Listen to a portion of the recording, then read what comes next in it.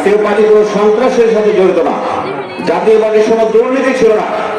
আমরা দেখেছি অতীতে বড় দুইটি দল দুর্নীতিতে চ্যাম্পিয়ন হয়েছে, একজন 5 বার আর একজন 1 বার।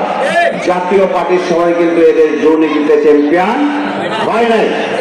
ক্ষমতা থেকে আমরা হস্তান্তর করলাম, তারপরে জাতীয় পার্টির নেতা কর্মীর বিরুদ্ধে কোন দুর্নীতির অভিযোগ তুলে প্রমাণ করতে পারে নাই। আজকে এই দুর্নীতিতে ছেয়ে গেছে। অন্তর্বর্তীকালীন যে সরকার আছে এখন, সেই সরকারের মন্ত্রী এবং তাদের উপদেষ্টার বিরুদ্ধে দুর্নীতির অভিযোগ করছে, কথা ঠিক কিনা? অনেক সংকটপূর্ণ অবস্থায় এই নির্বাচনটা আমরা অংশগ্রহণ করছি। আপনারা যদি জাতীয় পার্টিকে আগামী 12 তারিখে ভোট দেন, তাহলে আমরা বিশ্বাস করি এদেশে একটি সুশাসন প্রতিষ্ঠিত হবে। আজকে যে অরাজকতা, মব চলছে, সন্ত্রাস চলছে, এই জিনিসটি বন্ধ হবে ইনশাআল্লাহ।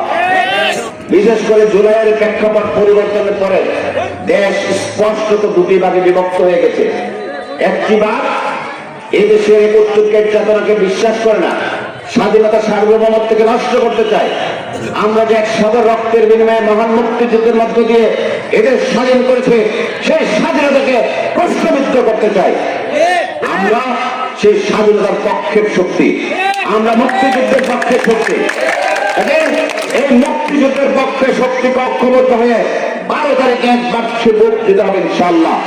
তাহলে এই সংকট কেটে যাবে।